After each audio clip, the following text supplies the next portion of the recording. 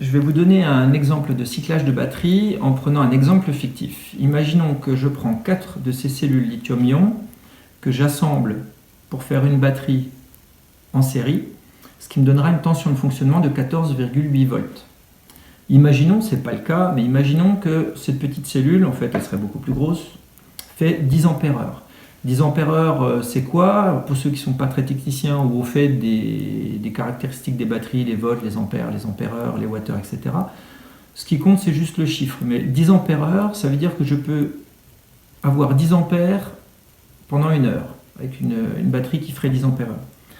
Mais ce qui est le plus important pour cette fameuse batterie que j'ai créée virtuellement de 14,8 volts et 10 ampères-heure, c'est qu'elle fait 148 watts-heure. C'est la quantité d'énergie qu'elle stocke.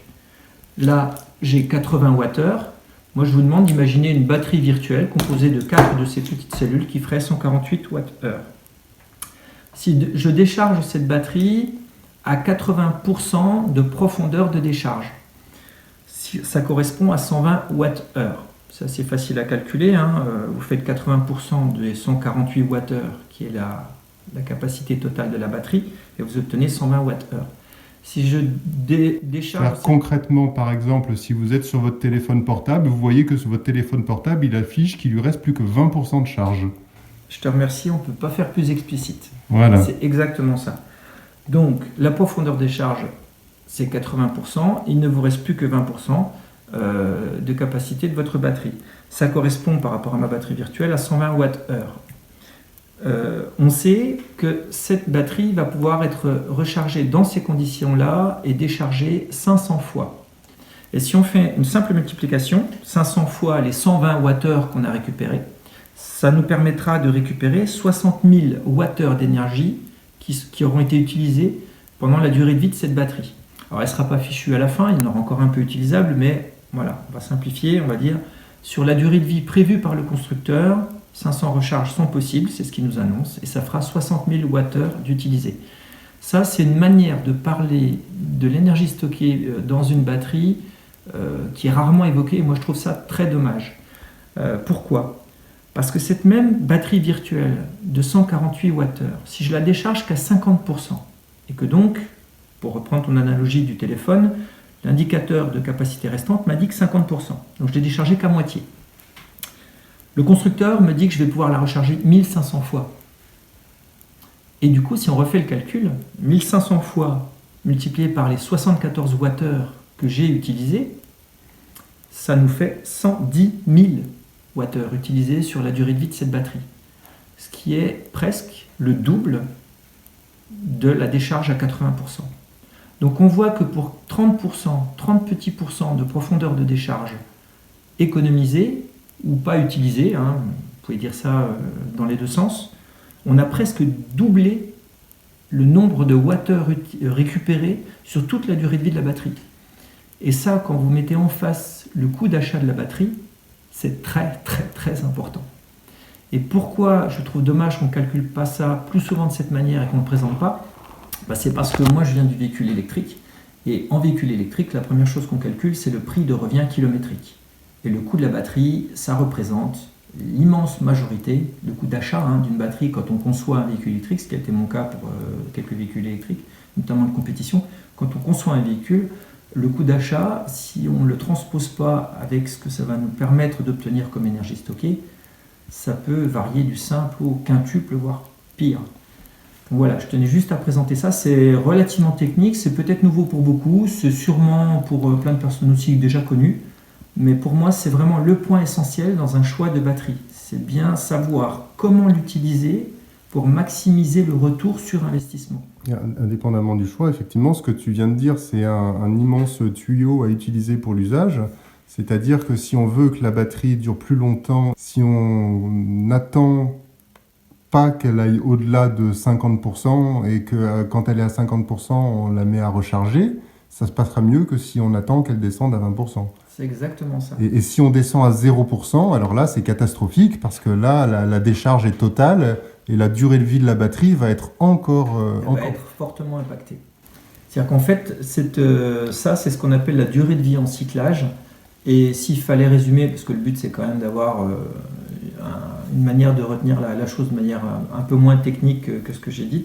S'il fallait résumer, la durée de vie en cyclage, elle est directement proportionnelle à la profondeur de décharge. Et cette profondeur de décharge influe donc sur ce nombre de recharges qu'on pourra faire.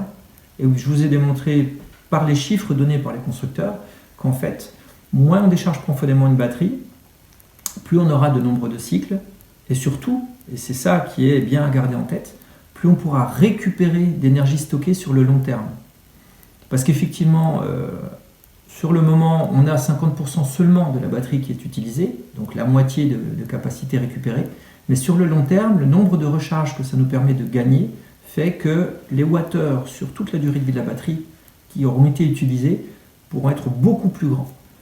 Et ça change tout au niveau du coût, puisque là, c'est du simple au double. Mais ça peut être encore plus que ça, puisqu'effectivement, si on décharge à 100%, au lieu de recharger 500 fois, ça va être 200, 250. Ou ça peut être moins si c'est une batterie de mauvaise qualité. Oui, donc ces petits 20% de plus vont encore diviser par deux. Voilà. Ceux-là vont coûter très très très cher. Ouais.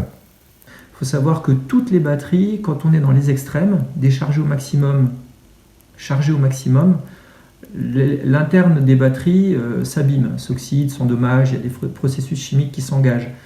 Et la chaleur accélère ces processus. Donc une bonne pratique, c'est de ne jamais stocker une batterie lithium chargée à 100% trop longtemps. Et encore moins s'il fait chaud.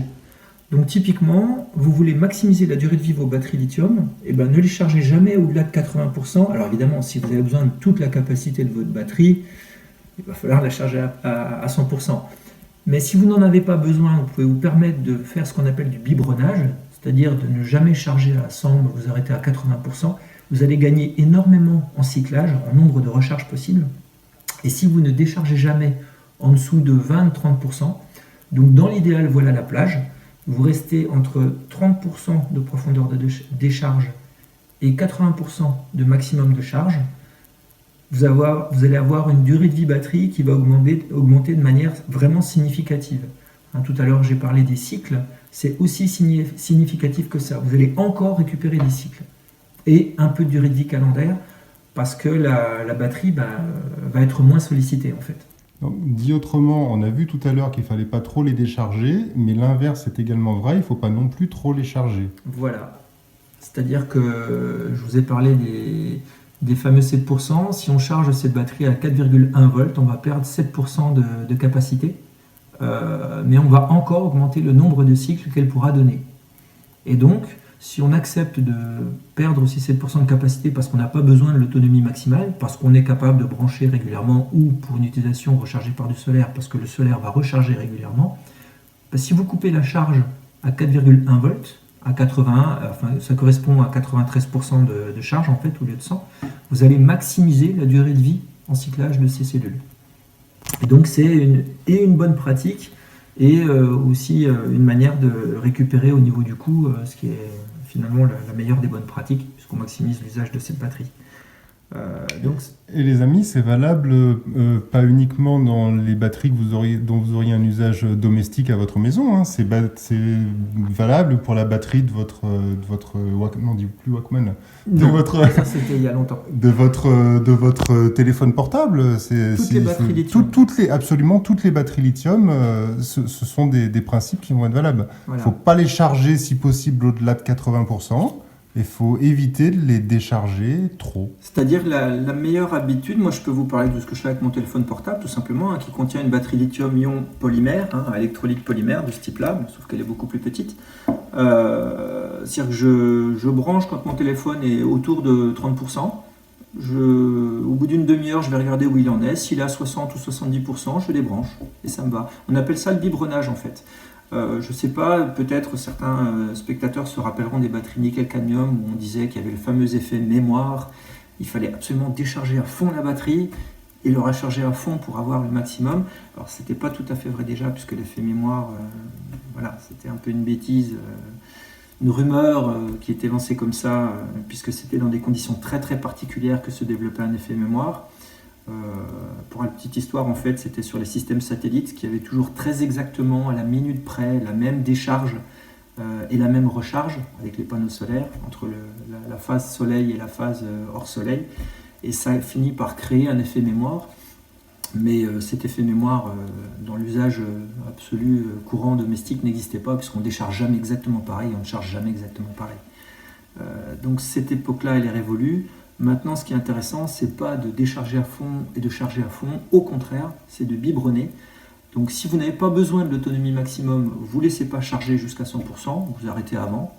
Et si vous voulez maximiser la durée de vie de votre batterie lithium, téléphone portable, ordinateur portable, tablette, vous ne déchargez jamais non plus au maximum.